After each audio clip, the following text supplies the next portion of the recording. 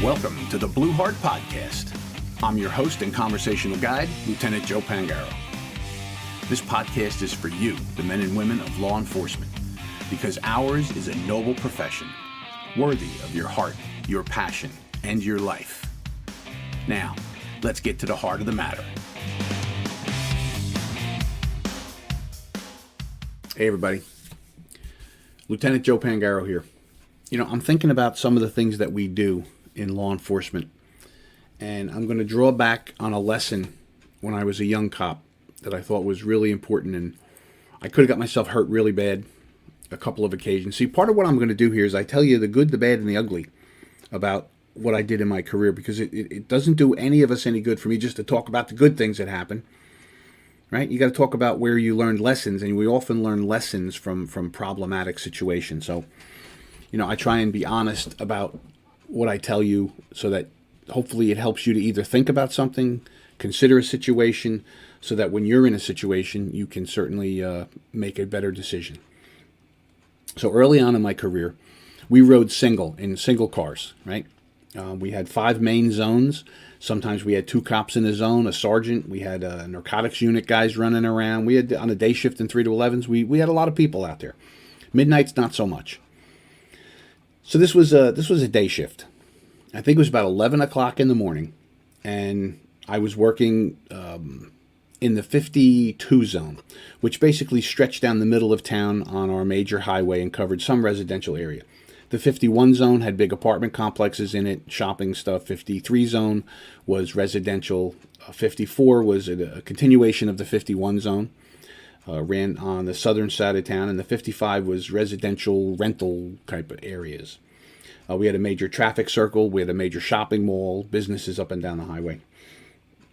And we got a call one day, about 11 o'clock in the morning, of an armed robbery in the McDonald's in the 51 zone. Now, there were several ways to get to that McDonald's. It was at the northwesternmost corner of the highway that went up and down the road.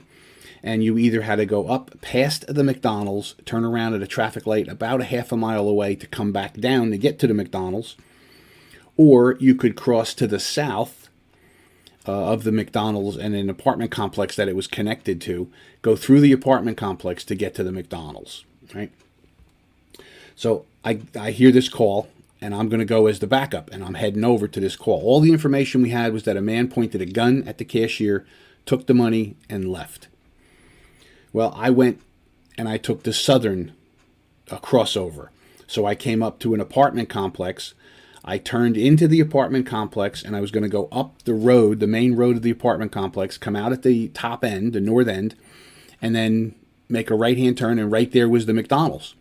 So I'm figuring I'm going to an armed robbery. I wasn't that far away. I was probably, from the time of the robbery to the time I got the call, when the people made the call, was maybe 40 seconds or 50 seconds from the time the guy jumped out of the McDonald's.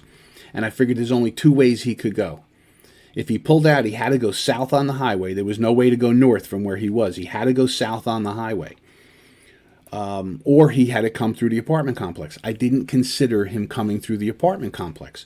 I figured they called so quick that he had to still be there. So I assumed I was going to roll right up on this guy and catch him in the parking lot. So here I am, as I pull into the apartment complex, I see a small little car, a Chevy Vega, an orange Chevy Vega at that. This was 1986. So I see this Chevy Vega. As I'm making the right-hand turn into the complex, the Chevy Vega is coming down to the stop sign right where I'm making the right-hand turn. And we basically came face to face, and this guy looked over at me, and I looked at him, but he didn't do nothing else, so I didn't assume anything about it, and I kept on going. I took off, and I went up to the McDonald's. I get there, and people are screaming and hollering, "He left in a little orange car! He left in a little orange car!" Well, of course, that was the robber that I had just seen. I came face to face with that robber because I never considered that he would come through the complex that I never considered he would have been out of the parking lot by the time I got there, I made a dangerous tactical mistake. I should have assumed any car coming down that road, he could have taken any route. Route 35, he could have come down south, he could have come through the apartments, he could have been hiding anywhere. It wasn't until after I had passed him that they said he jumped in a little orange car he had parked on that street in the complex at the north end. Well, I was very, very lucky that this guy didn't panic when we came face to face on that turn and shoot me, because he had a loaded .45 caliber handgun when he finally eventually got caught. But that taught me a big lesson.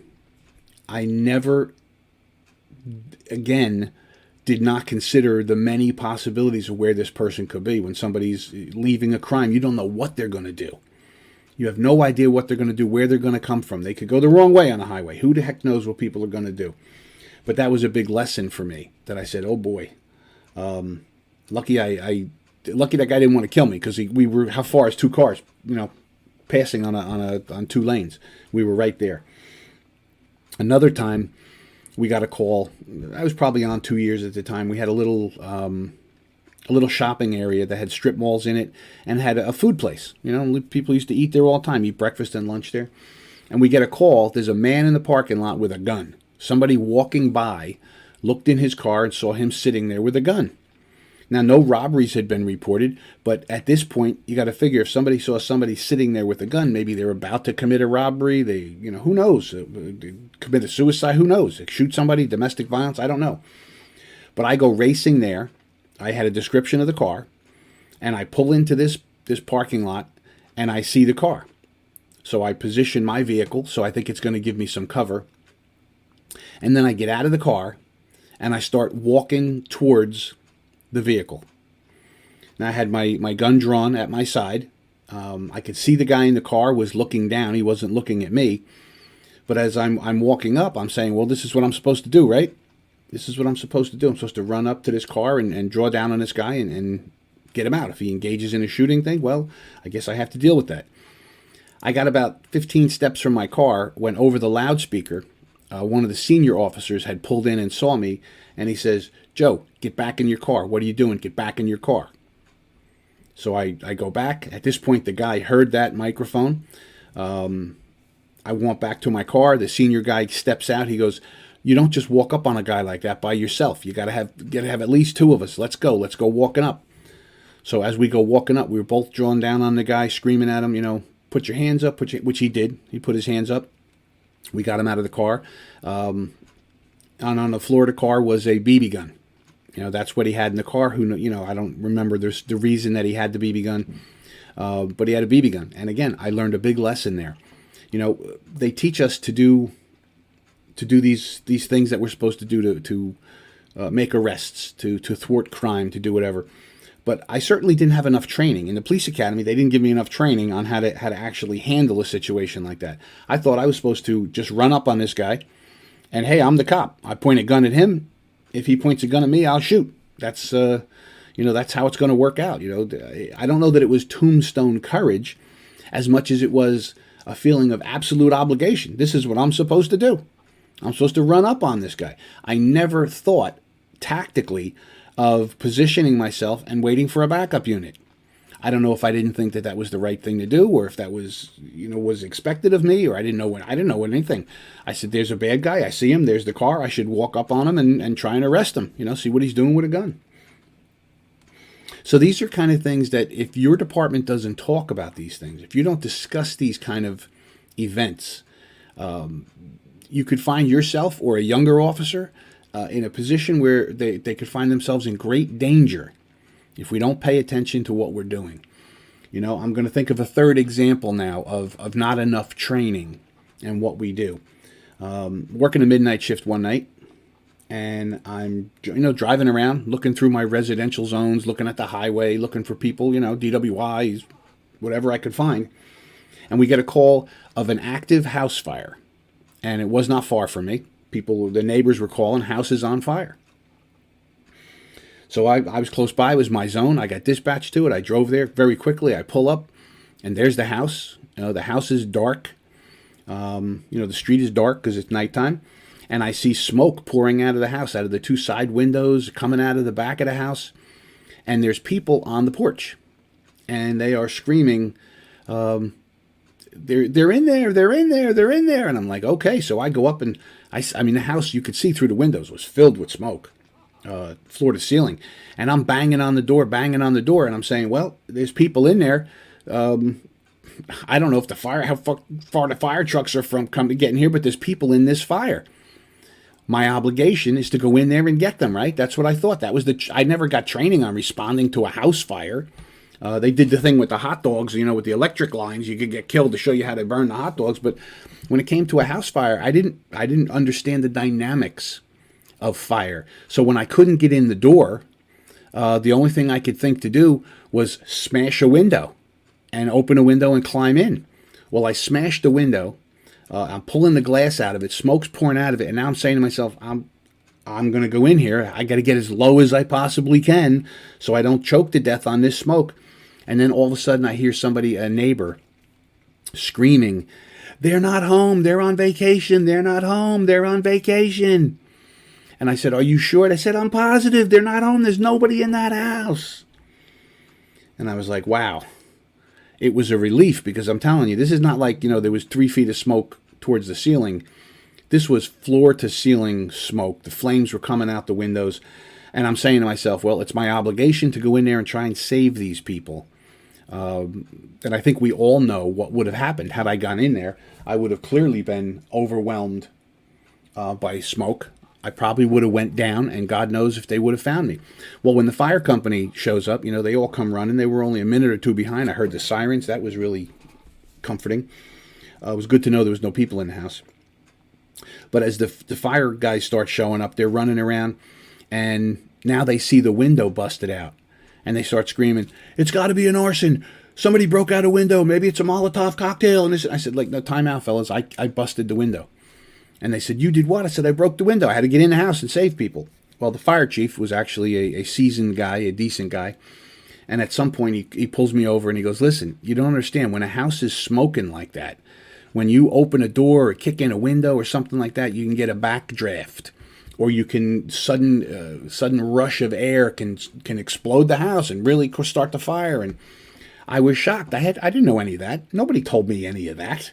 I thought my job was to get in that house and crawl around and find people and drag them out to safety. Right? We didn't have Scott Air packs in the car. We didn't have any of that stuff. I was never trained to crawl through a fire, but I was going to do it. And it was one of those things that kind of brought to our attention that maybe we should have some fire training. Maybe we should have some understanding of what to do. How many car fires do we go to? Do we know exactly what to do with a car fire besides spray the fire extinguisher on it? We're not firemen. Or fire personnel, sorry. We're not fire personnel. We're cops. How much training do we get? If you get a lot of training on dealing with all kinds of fires, that's great. But if you don't, you want to consider getting some kind of training, because that could have certainly been a problem for me. Had I made it into that house, chances are pretty good I might not have made it out of that house. So there's 3 examples of me being involved in things when I didn't have enough training or knowledge on what I was doing, but I was expected to just go do it. So I'm sure a lot of you are in that position as well. So these are areas for training. Go to your training officer. Tell your training officer, "Hey, could we get some training? Get a fire guy in here to tell us about the house fires and what we should do and shouldn't do. And how do we go in if there's people in that house?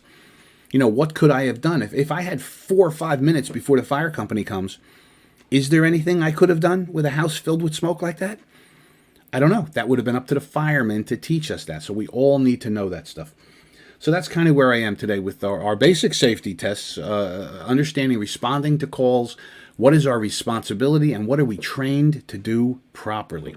So, like I said, I tell you the good and the bad. I tell you my mistakes, and I tell you the things I did really well, because we're all in this together. We learn from each other.